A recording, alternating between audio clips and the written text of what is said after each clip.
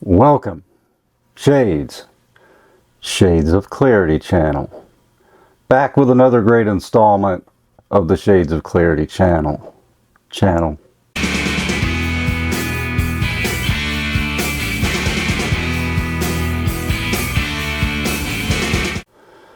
And what I want to talk about today is things that I've drank that I wish I had never consumed. And I feel guilty about it. It's terrible. A lot of times, it was to stave off alcohol withdrawal. In North Carolina, you can't buy alcoholic beverages until noon. And a lot of what I drank on those days, if I had been on a binge and was feeling withdrawal symptoms, had the shakes, had the creepy crawlies, the heebie-jeebies, whatever, that terrible feeling of unease that we know so well, I would go up to the local grocery store and get a bottle of cooking wine. It didn't matter whether it was sherry, it didn't matter whether it was, I don't know, white cooking wine, as long as it had that 12 to 13% alcohol content in it, I would consume it. Now, it was only as a last resort, because I never stocked up the day before, because my intention was to stop. My intention is always to stop. And just when the withdrawal would get too unbearable, I would just inevitably cave in, and that's what would happen. Consumed hand sanitizer. That's not good. None of this stuff is good. High concentrated ethanol content in this stuff. Not recommended at all for any purpose. I'm not a doctor. I'm not a medical practitioner of any kind. Not a nurse, not a PA.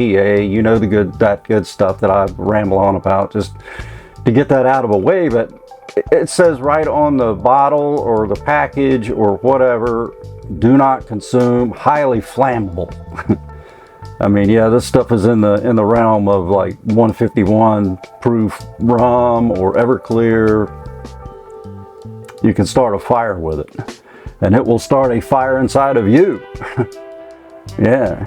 Probably the most dangerous thing that I've ever drank was isopropyl alcohol, rubbing alcohol. 70% ethanol, I do believe, and it's not meant to be guzzled or drank or anything. I think I drank a couple capfuls of that stuff, and one time ended up in the hospital. I had been drinking something else, and then put something on top of that, and I ended up in the hospital because I had an interaction with diazepam, which is Valium. I basically just couldn't be roused, so I ended up in the emergency room. So that's probably the most dangerous thing. I've never consumed methanol, which is wood alcohol. That's even worse, because it can lead to blindness, kidney problems, and I'll give you a list here. And Listerine, the green stuff, the mint flavor, I've drank that. Not proud of that, but again, it's you can buy it, and it's there anytime at a convenience store. Usually the Circle K had it. And then you just have to deal with some unpleasant stuff. But it's extremely, these are some notes that I have of drinking Listerine. Extremely dangerous and can cause serious health problems. No duh. Including potentially fatal outcomes, because not intended to be ingested, contains high alcohol content and other toxic ingredients. And your immediate dangers could be alcohol poisoning, symptoms: slurred speech, impaired coordination, nausea, vomiting, dizziness, confusion. It causes very, very terrible diarrhea. And you will be going at least 5 or 6 times. And sometimes it's like a bluish color that matches. I mean, I'm sorry to be so graphic and gross, but that's what it is.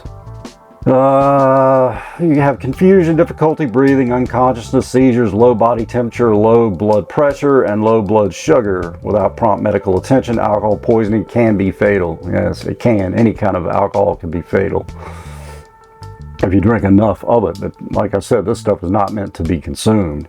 Gastrointestinal irritation. Alcohol and other ingredients cause stomach lining, causing pain, nausea, vomiting, diarrhea. Swallowing large amounts of ingredients like methyl salicylate and hydrogen peroxide can cause serious stomach and intestine symptoms. Ugh. Doesn't sound very good, does it? This is just a warning. You know, when you get desperate, I mean, I hope that you're sober, and I'm with you on board. I'm doing pretty well. I've got I don't know, several. I don't know how long. And the toxic ingredients, here's a list. Listerine contains ingredients that are toxic when ingested in large quantities, including methyl salicylate, hydrogen peroxide, methanol, chlorhydroxine, gluconate, and phenols, which can cause various harmful effects such as salicylate poisoning, stomach irritation, blindness, organ failure, increased body blood pressure, burns, and organ damage. And then there's interactions with medications. Drinking mouthwash while taking medication can lead to dangerous interactions, of course, amplifying effects or rendering medications ineffective. It can also cause oral cancer. That's what led me, because of the interaction I had with the isopropyl alcohol and the Valium landed me in there. And this video is kind of a response. One viewer said that one of the flaws of this channel is I don't get personal enough and tell you how bad things really got. And I think maybe she hasn't seen my whole canon of work, my body of work. I told her to go back and watch those, I think 4 videos I did with LD, liver disease, where I get into the major problem. I mean, my story is not horrific.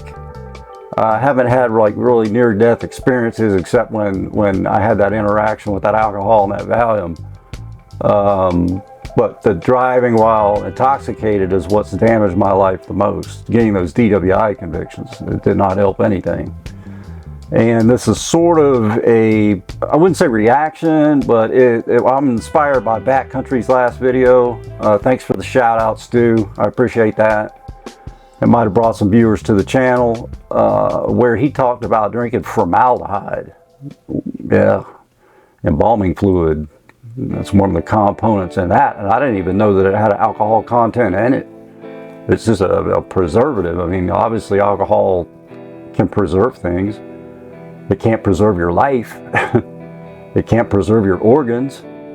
There's a lot it can't preserve. So it's best to stop. If you're thinking about taking a drink today, just don't do it. Just do it one day at a time. You can look at it just piecemeal that way. Just make it through one, put one step or foot, put one foot in front of the other and just continue to walk the path to sobriety. And that's what we want to do. If you've got the sobriety and you got more than me, then hey, you're doing something, aren't you? If you're still struggling, you'll get it.